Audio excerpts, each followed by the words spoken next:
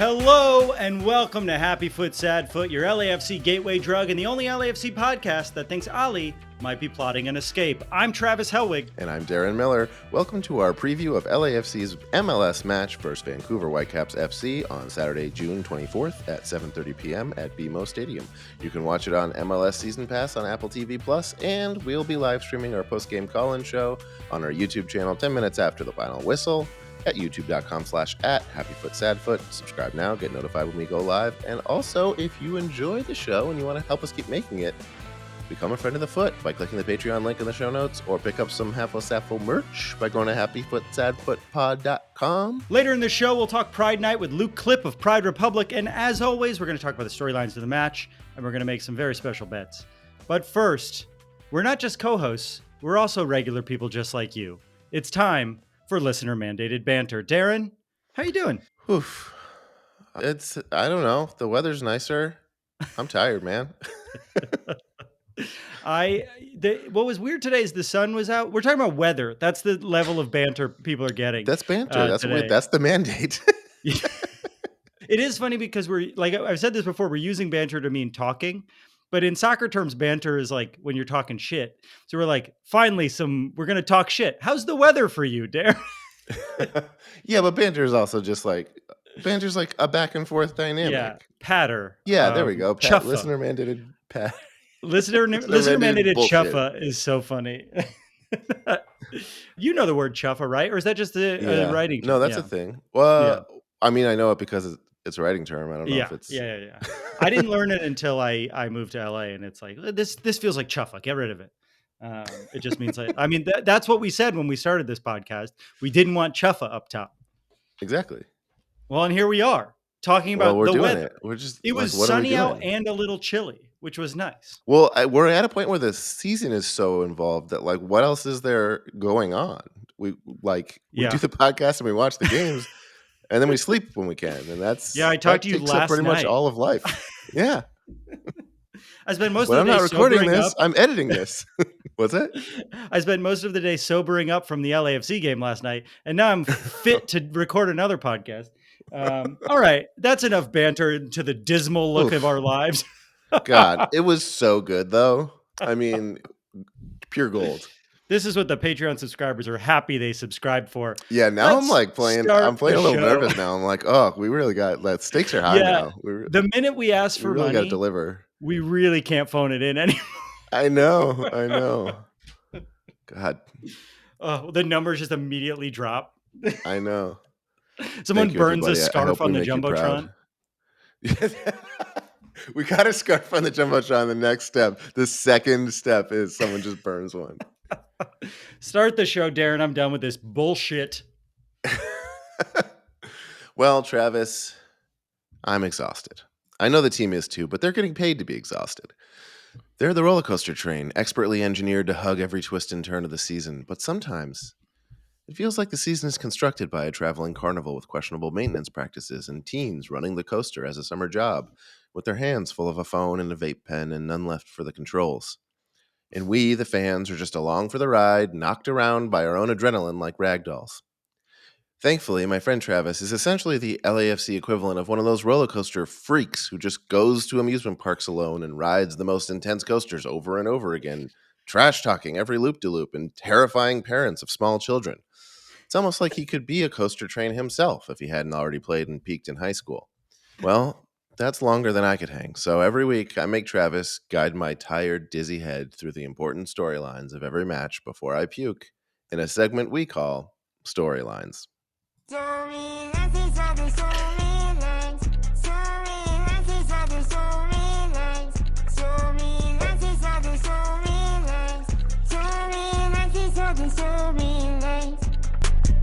You know, of all the insults that you've done before, none has actually hurt my feelings the way Travis is like a coaster enthusiast has. You know, I feel like I'm shooting in the dark a lot of these times. Like I do feel an obligation to throw at least one neg in there, but I don't know what's actually going to hit. That one I was like, oh no. Someone who doesn't know anything about the community will stumble upon this and be like, look at this sad guy. Also, did you know Do you know that there's one roller coaster that scientists have done a bunch of studies on and found that this roller coaster breaks up kidney stones? So if you go on the roller coaster with a kidney stone, there's a good chance you can pass it after you go on the roller coaster. Whoa. Could you get like a prescription for that roller coaster? That's so funny. We prescribe you Boulder Dash at Lake Compounds in New Haven, Connecticut. Um, Darren, how are you? You look bright, more youthful, Oh a little pep boy. in your step. I'm Perhaps wearing my glasses.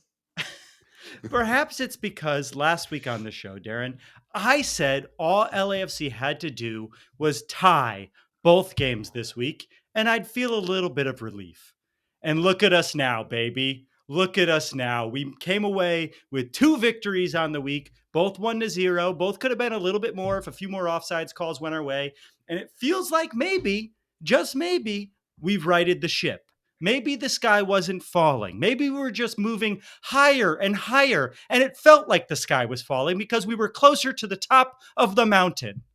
All Whoa. this beautiful poetry, right? Makes you think, man. All this brings us to the first storyline of the match, which is this. Just how real is this turnaround we're going through? The first month of Oh no, come on.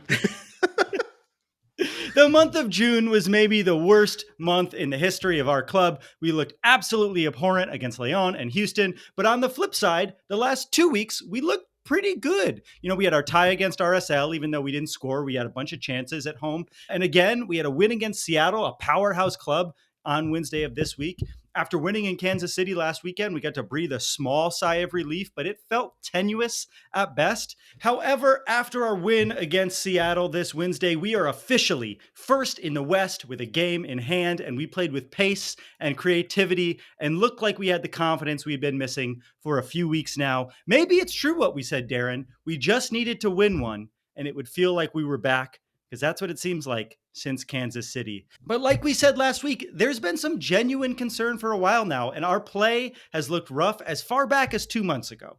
Our roster remains thin and pretty injury filled, and we've looked well rotated in the last 2 games, but who knows how long that can last. But there is word that maybe Mamadou Fall will be returning to LAFC because his loan at Villarreal is, or however you say that, I'm not going to even try, might return from his loan. They don't want to keep him there, or we want him back. I'm not sure, but that would be huge for us because our center back, Jesus Murillo, is out for a few weeks with his injury. Darren, just a temperature check. How are you feeling? Do you think this is a legit return to form or just some regular old sports randomness? I don't know. That's why I wrote about a roller coaster, man. I just like I don't know what the I don't know whether to trust the skid or that wasn't real, or trust this or this wasn't isn't real. Yeah. Like I think now we're a lot of now's the time where you say like, oh, well, everyone overreacted, but it's like, well, what if everyone's overreacting to this? Yeah, exactly. It's my gut says that actually Vancouver is the litmus test. You know, like when LAFC is playing well, we would never lose a Saturday night game against a team like Vancouver.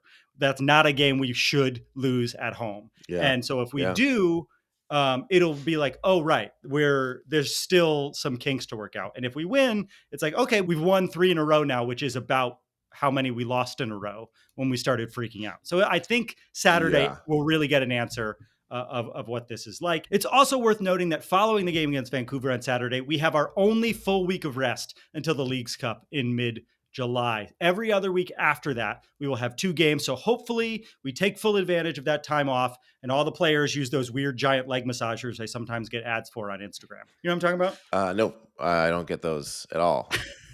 No They're idea. like I've never seen one. They look like giant socks that like cover your entire leg. They're like almost like ski boots, but they go all the way up your legs. And I guess they Whoa, massage. Yeah, they're weird. I've seen like LeBron that use sounds them, but I crazy. get Instagram ads for them. I don't know why. Because the Maybe, truth is, maybe that, go ahead. maybe you're an athlete. Hell yeah. Yeah. Yeah, Being a podcaster is a sport. This is this is a hard work. sport. This is a sport. You have We're to sit in your athletes. bed and write the Wow. storyline. I That's a was lot of work. saying that you're an athlete, and now we're coming out of it both athletes. Yeah, we're doing pretty well. I think so. We got some people wear our jerseys. I'm wearing a The jersey. truth is, Darren, they might need those leg things because our team really needs the rest after this game.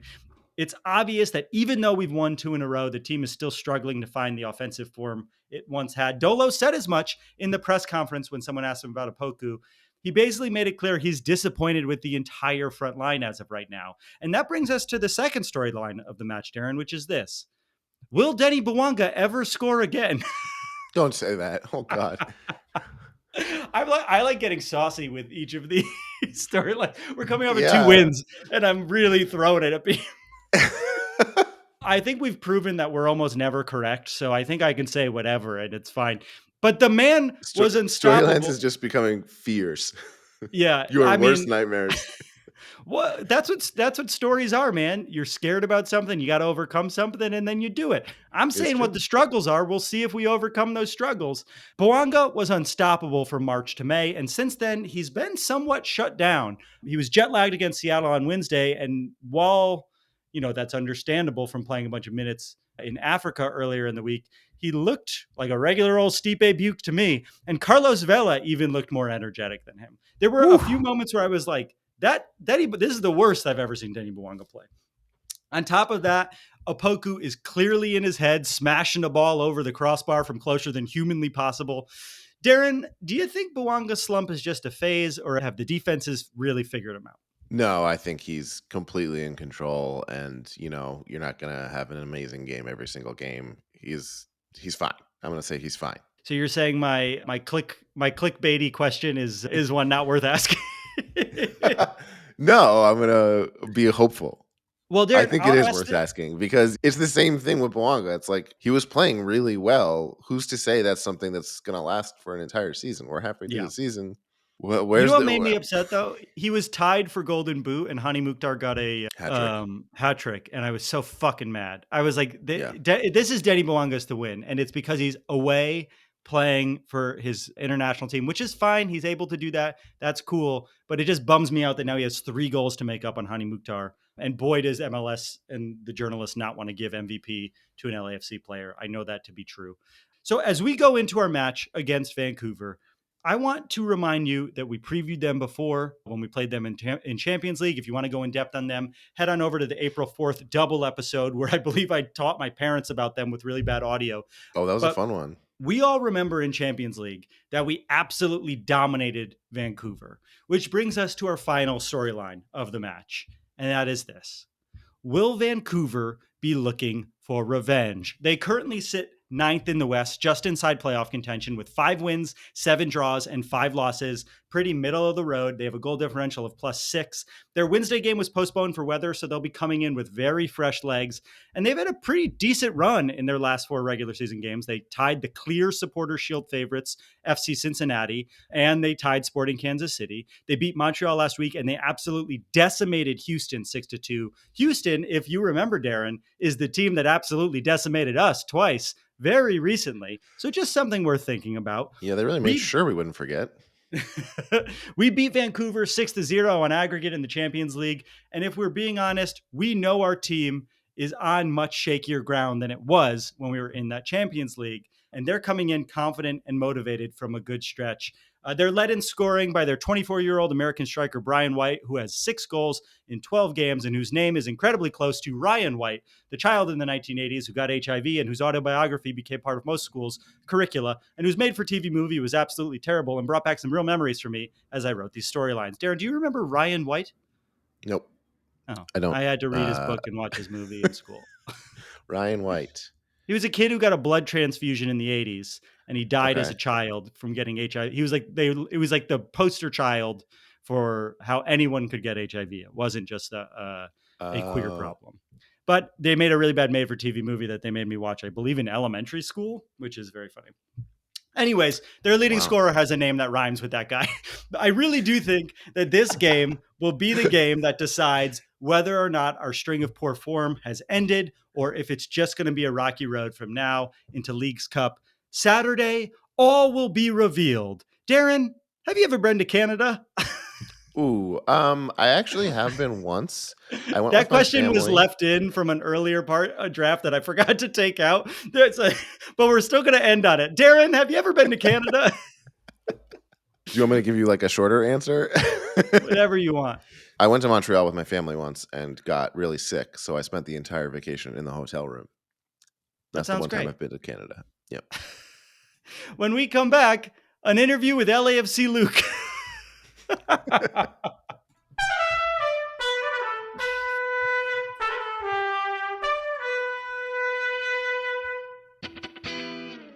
And we're back. You may know him as LAFC Luke on Twitter. He's president of Pride Republic, the LGBTQ plus LAFC supporters group, and he's the co-host of LGBTFC podcast. Please welcome back to the show and to the pregame show for the first time, longtime friend of the foot, Luke Klipp. Welcome to the show, Luke. It's great to be here, Darren. Thanks so much for having me on. I really appreciate it. Well, we're excited to have you on. I feel like just from your appearances on our postgame show, people know a little bit about who you are and that you know your soccer and you know the team well. But can you give us, the audience, a little background on your journey from soccer fan to LAFC fan to now being more of an active and public and impactful supporter than your average supporter in our community? I'm kind of a soccer nerd now, Darren. That didn't come naturally. Look, I was one of those kids growing up in the Midwest who played soccer because it was a thing you could do, and I enjoyed it, and I thought I was pretty good at it until the team actually had cuts, and I was cut.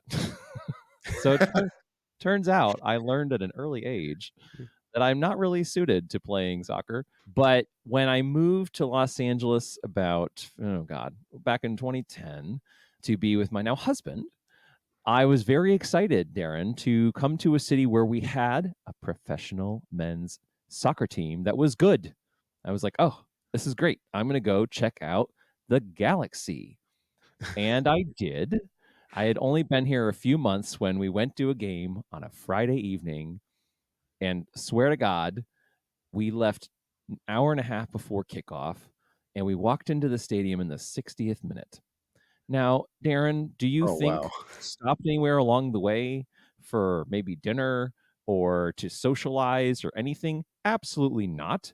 We were just stuck in traffic the whole dang way to Carson, going 13 miles or so. I could have walked faster. And frankly, by the time we showed up at the match, the players themselves looked like they were just walking. It was a 1-1 draw between the Galaxy and Dallas. But then they did a Pride night, and I was like, oh, okay, I can get some friends together for this. It was a Saturday night.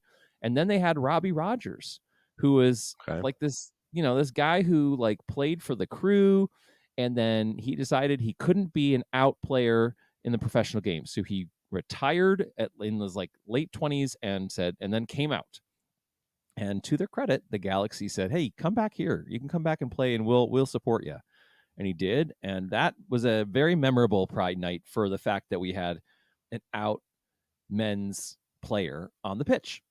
Otherwise, in the stands, it was boring and maybe half full.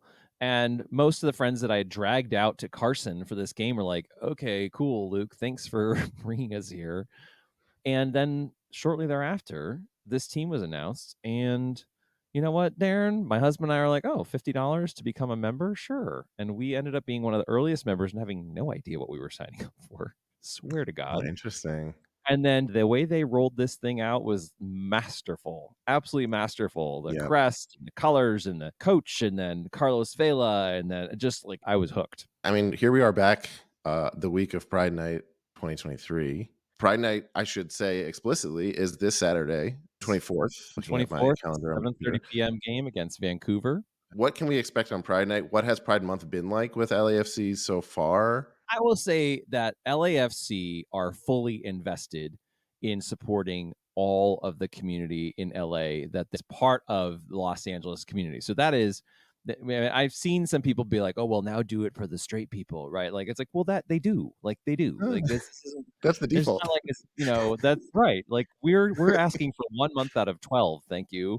There are 11 other months in the year. It has been a whirlwind. I mean, the big stuff that we did prior to the Pride night was actually LA Pride weekend on Saturday, June 10th, when we had a Pride watch party of about 130 or so of supporters, 3252 members. And then the very next day on Saturday, June 11th, we marched in the Pride parade. And this is the third time now that LAFC have marched in the Pride Parade. This is the largest contingent we'd ever had, probably about 125 or so folks. Oh, It was wow. incredible. The team brought in a double-decker bus that they wrapped in a thing basically saying LAFC supports Pride. We had the supporter shield and the MLS Cup in the Pride I Parade. saw the I bet videos of this. It you've looked never awesome. seen that ever before with the MLS Cup in the Pride Parade. So, what about Pride Night? Like, what's the best way to enjoy it, be part of it, support it? The team's going to have a giveaway at the door for everyone. A lot Oh, of cool. folks may remember the very first Pride Night that LAFC had back in 2019 when they had a Rainbow Captain's armband. It's not going to be a Yeah. Rainbow Captain's armband this go round, but I I feel pretty strongly that people are going to enjoy the giveaway that they have available at the door, which I'm not going to give it away until the team does. Ooh, And quite the yes, tease. that's how we do. We've been working with 3252 on something that they can be doing as well. I would expect that they will also have rainbow smoke for all the goals that we will score. Oh, awesome. Oh, yes. And there will be, of course, rainbow corner flags. And then for us, for Pride Republic, we'll do our usual halftime meetup actually, though, it'll be in the northwest corner in front of the MLS trophy, the giant trophy that they have set up there in the northwest corner for people who are like 50 feet tall. Yeah, we'll be doing our photo in front of that. And then they're going to be honoring some folks before the match who are luminaries or leaders in our LGBTQ plus community. And so, yeah, there'll be just sort of all sorts of things all over to recognize the value and the importance of the night and what it means and signifies for people. This is not the only team in town with a season going on right now. The Dodgers had their Pride Night recently. It did Yes. not go so well. It was drowning in controversy. Did you go to that? What's going on here? I did go to the Dodgers Pride Night. It Okay. was one of the more bizarre experiences I've ever had. We took the bus and we walked up Vin Scully Way to the game, and I hadn't really considered that there would be some large protest, but apparently it was all over the news before we left, and we certainly understood it when we were getting closer because the helicopters were all hovering. You know that helicopter sound where you're like, "Oh, there must be a car crash near me," because there's like 5 helicopters buzzing like 100 or a couple Yeah. hundred feet above your Yeah. house. It was that sound where everything's just kind of vibrating, and we're That's fun. walking up, and it's just this mass of people on either side of Vin Scully Way who almost all had like the same version of the same sign, although a few of them made homemade signs to basically tell us how awful we were as LGBT people. But the signs that were sort of corporate made all said, "You hate Catholics." I'm like, I don't hate Catholics. I was raised Catholic. I was raised in the Catholic Church, in Catholic schools. And guess who told me that I didn't have a place in the church? You did, not me. I didn't decide that. Like, the Catholic Church decided that. I don't hate Catholics. I don't know what your problem is with me. But Right. regardless, it was quite an experience. I had, large groups of people praying the Our Father and the Hail Mary over us. Probably the Jeez. worst part about the whole thing, Darren, was that we couldn't get to the button to push the button to get a walk signal. And so we were stuck at a corner for like 5 minutes because they were all crowded around the pole where you had to push the button. I was like, LA, you making me have to go through this crowd of Wow. people so I can cross this street and get out of this crowd of people. It was an experience that I don't need to relive. I would Yeah. offer that as someone who was raised in the Catholic Church, I don't think it necessarily represented the majority of Catholics that would, I was used to growing up that there were some elements within the church that like to just sort of politicize things in a way that most Catholics didn't want to. And that's what this Yep. felt like. This didn't feel like a grassroots, like people were genuinely upset. And frankly, we actually on our podcast had a sister of perpetual indulgence on to talk about this. And one of the things she said that really stuck with me was that they adopted the sisterhood as how they organize themselves because of the devotion to community and service to others. That Mhm. was for them what they wanted to embody in their organization above all else. So really it's a reverence for sisterhood. It's not a mockery of it. And people just don't understand that or don't see that or don't even recognize the historical context of their being founded in the middle of the AIDS crisis, and that the church in many ways was pointing the finger at gays and saying, go ahead and die. And the sisters are saying, no, we want you to live. And so, people just have completely twisted this one inside and out in the wrong sorts of ways. and really need to kind of check themselves and get a little educated about it. Yeah, if anybody needs to be caught up, I don't know if this is a time to catch everybody up thoroughly or like a just go Google it situation, but Yeah. Sisters of Perpetual Indulgence were invited. I believe we're set to be honored, not just invited Yeah. originally Yeah. for They a were set to be reason, honored. They and were then honored. uninvited when there was controversy, Yeah. and then re-invited. And And reinvited. that is, I believe, what the straw that broke the camel's back for people to decide to come and protest. You know what, Darren? They Um, honored them an hour before the first pitch. There were like 15 people in the stadium. It was like going to a Galaxy game. I mean, there was nobody there. Why was this so controversial? And there were two sisters on the field who looked fabulous, by the way. But there was nobody in the stadium stands because it was so early. And this is what everyone got worked up about. Get over it, people. my precious Dodgers. Yeah, Yeah. And then they proceeded to lose right. to the Giants. So I guess the question is like, what can you tell us about what it's like to be an LGBTQ person as a sports fan in the world right now, when it feels like we're kind of making steps forward and backwards at the same time? It feels like a tricky place. Not that Yeah. it hasn't always been tricky and difficult, but how should we be thinking about with this weird moment that we're in?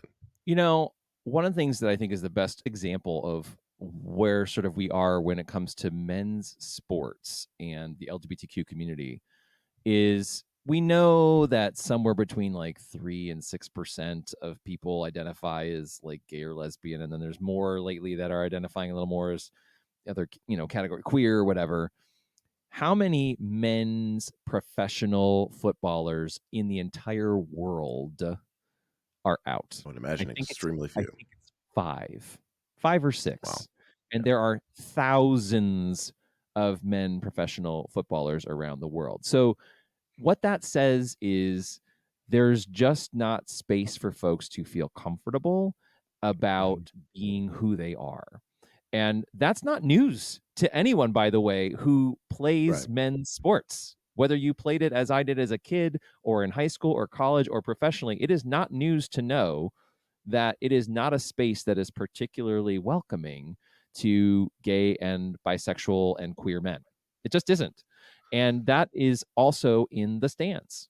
That is very much, I mean, there's a reason that we have homophobic chants that are in different versions of a homophobic chant all around the world, right? Like we hear in the US about the Mexican one, but there are homophobic chants in every part of the world. It's just a different flavor of the Mhm. same idea, which is homophobia is the best way to attack someone and question his masculinity. So for me, that is like the context and why it is particularly meaningful when a team like LAFC stands up and says, we will not let that happen here. And not only will we not let that happen, we are going to openly embrace this community and say, you have a space here too. And that's not Yeah. easy to do, right? I think some people think it's really easy, but like every MLS team has the same opportunity. And how many of them have really stepped up? Yeah, I mean, it sounds like it takes more teams like LAFC or just the success of LAFC to set the blueprint a little bit more for more teams to take notice and really understand how you should be doing things. It does feel like they're providing a really good example on that front. It's been a few years, but there was a problem with homophobic chants, and they were able to take care of the situation. I know it's popped up since then, It but has. it seems like the team has taken it very seriously. I believe Pride Republic played a role and still plays a role in making sure that that place and the team and the culture of LAFC is a really welcoming environment. Pride So, I Republic mean, was just a couple months old when LAFC played their first game. And a couple months old, I mean like literally just a handful of people who had been hanging out watching a couple away games. It was not formally incorporated, like none of that. It was just still just sort of like this group of folks who were just like, cool, we're queer and we love LAFC. Great. Right. Like that's all it was really at the time. But it was getting going, but it was still brand new. And they had that first home game and that chant was happening. And I wasn't part, I was getting involved with Pride Republic, but I was still dipping my toes. And honestly, Darren, I didn't want to come back to the stadium. mm, We had gotten season tickets and I was like, I'm out. Like if this is what it's going to be like, and I know that I'm having our supporters use homophobia as an attack on the away team day in and day out, I want nothing to do with this. And the very next game, the team had the president, the captain of the team, the head of the 3252, and the head of Pride Republic, who, by the way, had been in it for that week between the previous game and then was like, oh my gosh, what are we supposed to do? Who are we? What's happening? Because again, they were just this ragtag group of folks at the moment, and they had them all out on the pitch and they all made statements about, we do not do this in our stadium. And they had rainbow flags on the field. And I turned to my husband and I said, okay, great. That's one game. Let's see what they do at the next one. Right. And they have had those rainbow flags out on that pitch every single game. And here's why this is particularly meaningful, Darren. Every other flag on that pitch that starts before the game starts, it's either the team's crest, or, which is right in the middle of the middle of the pitch, or all the other flags that folks are holding. Those are the flags of the supporter groups of the club. The only other flags that are on the field are the rainbow flags. That is a commitment by the club to supporting everyone who is in that stadium and making it clear that all are welcome here at BMO Stadium. That's profoundly important for so many people in ways that you and I and so many other folks who have this kind of conversation will never understand what kind of impact that is having on folks and giving them the freedom to be who they are and know that this is a place where they're welcome. Yeah, I mean, just from a utility standpoint of having, as a fan, having that clear signal walking into the stadium to know that that's what you're walking into is huge.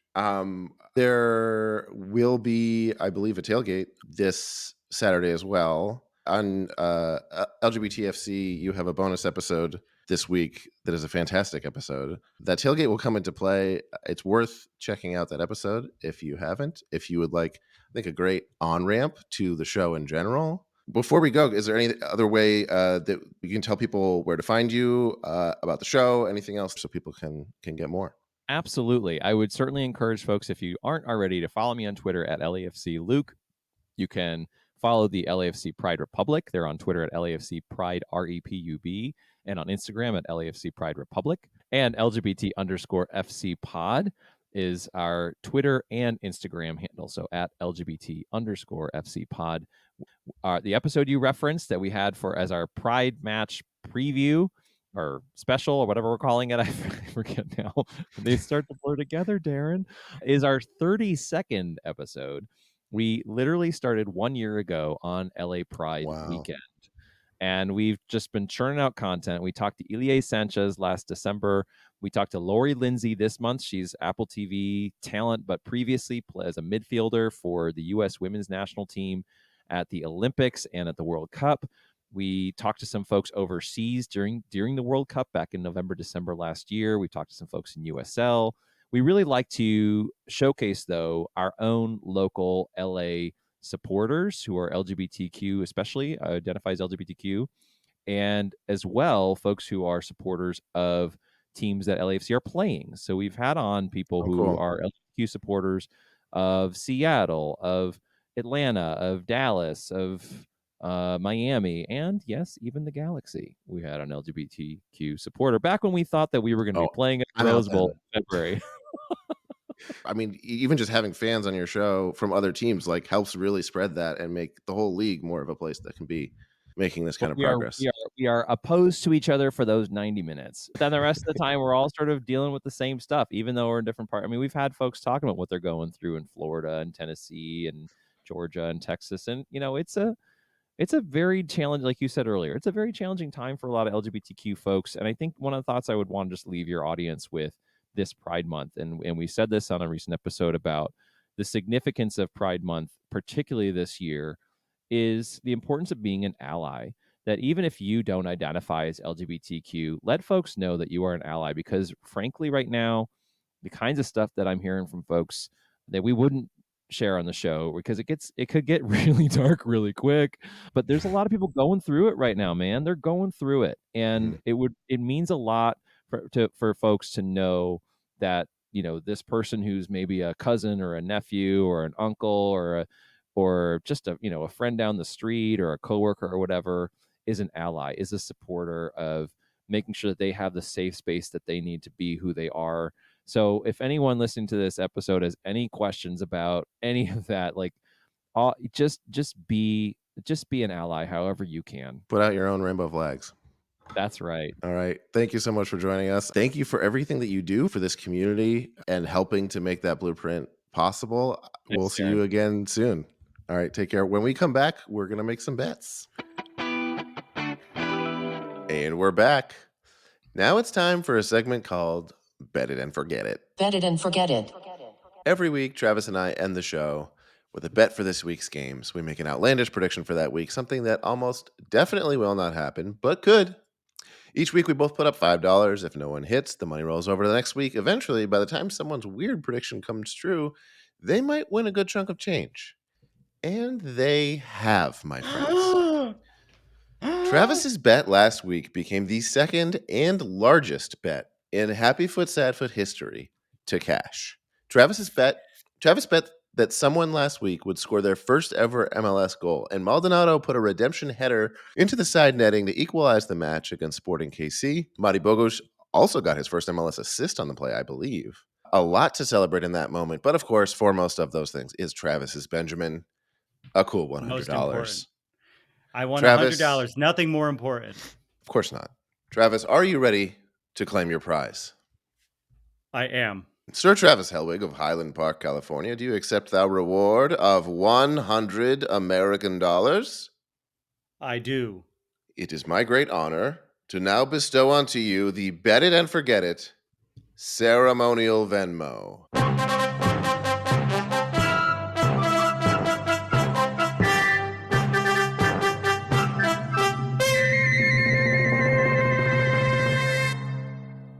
Hast thou Venmo been received? Aye. It is now that I thank thee for your ceremonial Venmo and for participating in such valiant sporting with me, your friend and compatriot, and not your opponent. I salute you as well, my friend. And you. Now we can talk like human beings. Our bet pool this week returns to $5 a person. That means $10 total. Darren, since I won with my bet, why don't you go first? Wow, just rubbing it in every single chance you get. I cannot believe this gloating. I've changed. Unbelievable. Good thing people paid for the Patreon, because now you can pay me with that money. Yeah. I had to do it from my fucking cold hard bank account. You go ahead. What's your prediction? My prediction. Okay, here's the deal. Here's what's going to happen. Chiellini is going to score a goal off a header. Cool. Okay. Yeah. It's just a pretty basic thing, but it's also extremely specific. Yeah, I like that. He's tall enough to do it. His one goal for us is not off a header, so I'm cool with that. And it has to be direct from the head, right? He can't like head it and then to his foot or something. It's a header. Oh no, the last thing to touch the ball before it goes in the net is his head. Okay, I like that bet. I have a bet that I'm very confident in, Darren. I want you to know. Oh, good. Okay. I feel really confident about this. Wow. And it's this. During the post-game press conference, someone's going to reference this podcast. My prediction is that a player or the coach of either team will reference this podcast. Wow. This is chump change for me. I'm rich now. I get $5. Wow. I don't need to. Yeah, you're really throwing it in the fire. Well, I'm confident in it. What if like a reporter asking a question references it? Yeah, that counts too. If Vince is listening and he wants to ask a player. Yeah. Vince, don't fuck this up for me. I two in a row. It's bragging rights beyond the $5 for sure. That's our show. We shall see. Darren, take us away. Just a reminder, we'll be streaming our post-game call-in show 10 minutes after the final whistle on our YouTube channel at youtube.com/@HappyFootSadFoot. There's a link in the show notes. Talk to us in the chat. If you want to call to talk, we'll post a link to join us live on the air. Thank you to Luke Klipp for joining the show. Our theme music is done by the insane team of James Valentine, Nate Walcott, and Louis Palmer. Along with YouTube, you can follow us on Twitter, Instagram, TikTok, and maybe Facebook. And if you made it this far into the episode, chances are you're enjoying the show. And if that's true and you want to show your support, please consider becoming a Patreon at just $5 a month at patreon.com/HappyFootSadFoot. Or pick up some Half-O Sappho inspired merch by going to happyfootsadfootpod.com. Any support really does go a long way to keeping this show going and this community growing. Thanks again, and we'll see you at BMO, baby. I love you. I love you. See you at BMO. Bye. I love you. I love you. Bye. Thank you to our friends of the feet. And those of you who are not friends of the feet, we still love you. Do you guys think Travis meant to rhyme at that last part? I love you. rhyme? Bye. Show going and community growing. Yeah. Yeah, that works. That's pretty cool. Yeah. Goodbye. I love you. Bye. Bye.